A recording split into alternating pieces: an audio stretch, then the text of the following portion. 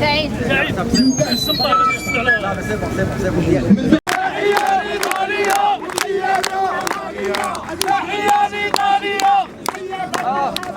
هو واحد مرتفع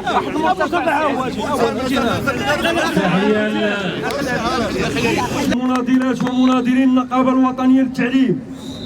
تحية كذلك للمناضلات والمناضلين من قطاعات الكونفدرالية الذين حضروا اليوم لدعم النقابة الوطنية للتعليم في هذه المسيرات وهذه الوقفات الاحتجاجية التي للأسف تم قمعها بشكل يسيء إلى صورة بلدنا، بشكل يفضح زيف شعارات الديمقراطية، زيف شعارات حقوق الإنسان، يؤكد أن الاستبداد ما زال قائما ويتمدد، يؤكد أن المغرب يعيش ضربا ممنهجا للحقوق والحريات بكل أشكالها. اليوم المنع والاستهداف اللي ماشي فقط هذه الوقفة، اخ ديالنا نجيب مجعير الكاتب الجهوي راه الان في المستشفى. مجموعه من الوقفات الاحتجاجيه على المستوى الوطني تم منعها في استهداف كما قال الاخ العالمي للكونفدراليه الديمقراطيه للشغل، وهي رساله لما زال لم يفهم وما زال لم يستوعب ان هناك اراده اليوم لاجتثاث النقابه المناضله المكافحه. هناك اليوم استهداف للكونفدرالية الديمقراطية للشغل تحضيرا لمجموعة من المخططات التراجعية. قانون تنظيمي للإضراب الذي اعتبرناه تكبيلية للحق في الإضراب، إصلاح التقاعد، تفكيك الخدمات العمومية وبيع الخدمات العمومية وتسليعها وجعلها سلعة في السوق لها ثمن. الكونفدرالية الديمقراطية للشغل وفي قلبها النقابة الوطنية للتعليم. ما عمرنا ما كنا مطالبنا خبزية، مطالبنا تجمع بين المطلب المادي والمطلب الاجتماعي والمطلب المهني وكذلك تغيير ديمقراطي، إصلاح وتغيير سياسي حقيقي، مؤسسات تعبر عن الإرادة الشعبية، حقوق والحريات اللي كيضمنها العهود الدولية وكل المواثيق الدولية. هذه هي الكونفدرالية الديمقراطية للشغل وهذه النقابة الوطنية للتعليم. اليوم وقفتنا الجهوية جوج رسائل أساسية. أولا المدرسة العمومية، لن نتخلى عن وضع معركة المدرسة العمومية. دفاعنا عن المدرسة العمومية جزء أساسي من صميم هويتنا الكونفدرالية. ما غنسمحوش بالتخلي أو بيع المدرسة العمومية أو تفكيك الوظيفة العمومية. لهذا وجهنا الرسالة إلى كل القوى، كل المعنيين، كل المهتمين، أنه اليوم في بلادنا يجب أن نؤسس جبهة موحدة دفاعا عن المدرسة العمومية، دفاعا عن حق أبناء وبنات شعبنا في تعليم عمومي مجاني وجيد للجميع. وفي قلب هذه المعركة، في قلب معركة المدرسة العمومية، لا يمكن تحقيق أي إصلاح إلا عبر تحسين الأوضاع المادية والاجتماعية والمهنية للنساء ورجال التعليم.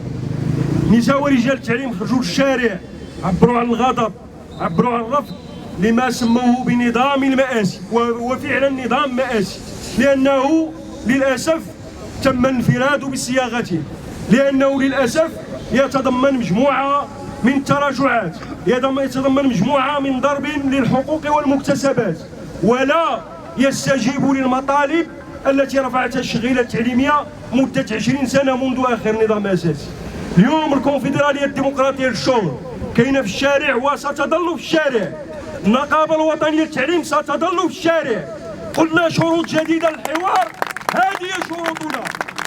حوار اللي يجب أن يكون من خلال إرادة سياسية فعلا للإصلاح، إرادة سياسية اللي نجعلوا من رجل التعليم ونحطوه في المكانة الاعتبارية التي يستحق. اليوم للأسف نساء ورجال التعليم أصبحوا في أدنى مراتب الوظيفة العمومية، في أدنى المراتب من حيث الأجر، من حيث الحقوق، من حيث المكانة الاعتبارية. واش بحال هكا بغينا الأستاذ في المغرب؟ هادشي غير مقبول وما يمكنش نسمحوا به، وكنعتبروا بأن الضرب ديال الصورة ديال الأستاذ وديال مكانته وقيمته هو مدخل لضرب المدرسة العمومية. لهذا النقابة الوطنية للتعليم قالتها بوضوح أمام رئيس الحكومة ونقولها اليوم: النقابة الوطنية للتعليم ستظل في الشارع مناضلة مكافحة مدافعة عن المدرسة العمومية وعن حق نساء ورجال التعليم في نظام أساسي محفز موحد وموحد. نرفض التعاقد، لا يمكن أن نقبل التعاقد، لا يمكن.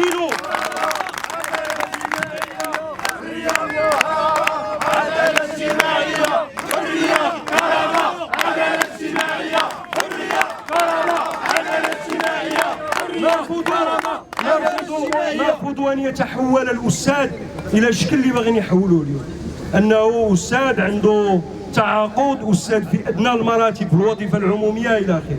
حنا وضعنا الأنظمة الأساسية ديال كل الموظفين ديال الوظيفة العمومية بما فيه الأمن، بما فيه الصحة، بما فيه، وقلنا بأنه بغينا بحال هاد الناس، بغينا أنه الأستاذ يكون عنده أجر لائق اللي يوازي العمل اللي كيقوم به.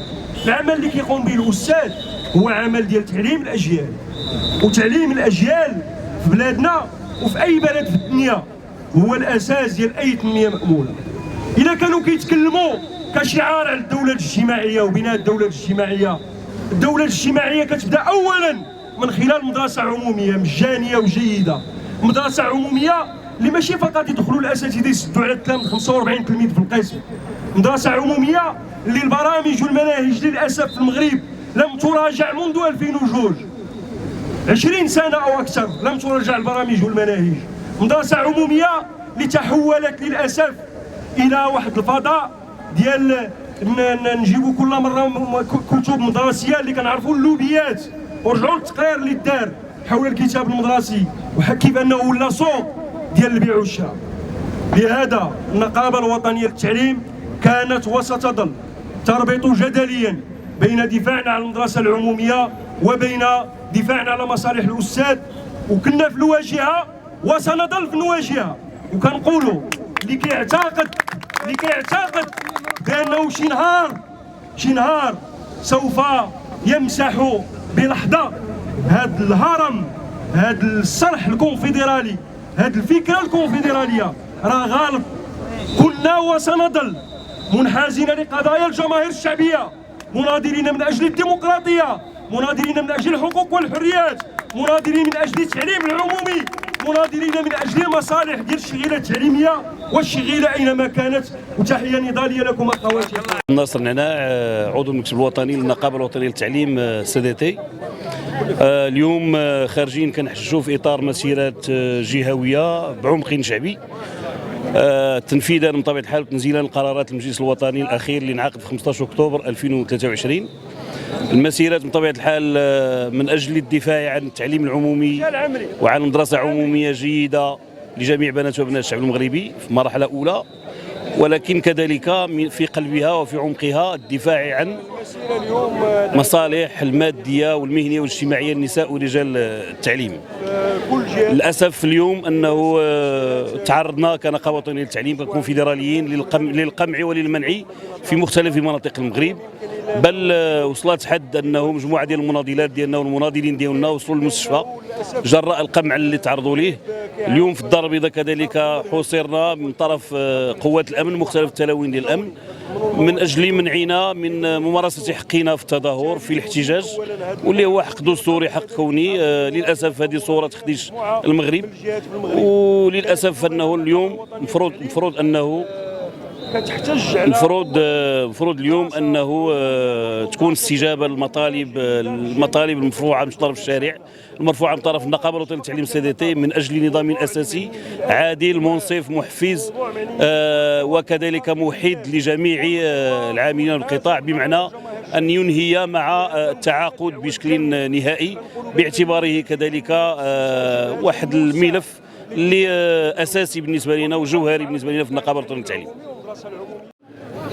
اليوم النقابة الوطنية للتعليم المنضوية تحت لواء الكونفدرالية الديمقراطية للشغل كتنظم مسيرات جهوية على المستوى الوطني في كل جهات المغرب، مسيرات اللي للأسف تعرضات إما للمنع أو القمع كيف ما كتشوفوا اليوم هنا في الدار البيضاء تم منعنا من تنفيذ المسيره رغم محاولاتنا المتكرره، لكن مع ذلك تم المنع وتم قمع المسيرات في مجموعه من المناطق مثل منطقه الشرق. توصلت باخبار انه كاين اصابات ديال مجموعه من المناضلات والمناضلين. هذا الشيء ندينوه ونستنكروه لانه للاسف كيعطي واحد الصوره سيئه على بلادنا، كيأكد بانه اليوم كاين ضرب ممنهج للحقوق والحريات. حق في الاحتجاج هو حق دستوري، هو حق تضمنه المواثيق الدوليه، ولا يمكن ان نقبل، ومفروض ان كل قوى الديمقراطيه والتقدميه انها كذلك تعبر على رفضها لهذه السلوكات وهذه الممارسات اللي لا تمس الديمقراطيه بصله. ثم اليوم خرجنا باش نعبروا على رساله بجوج المحاور اساسيه. اولا دفاعنا عن المدرسه العموميه في صميم هويتنا، وسنظل ندافع عن المدرسه العموميه، وهذا موضوع مجتمعي ما معنياش به النقابه فقط، معنيين به كل القوى اللي كتعتبر بانها منحازه للقضايا ديال الجماهير الشعبيه. خرجنا برساله كذلك بان الاصلاح ديال المدرسه العموميه والتعليم العمومي في قلبه ومدخله الاساسي هو تحسين الاوضاع الماديه والاجتماعيه للنساء ورجال التعليم، من خلال تحسين اوضاعهم الماديه، من خلال الزياده في الاجور، من خلال مراجعه شامله جذريه لكل مواد النظام الاساسي ماده بماده، بما يستجيب لكل المطالب اللي رفعناها كحركه نقابيه وكشغيله تعليميه. شكرا.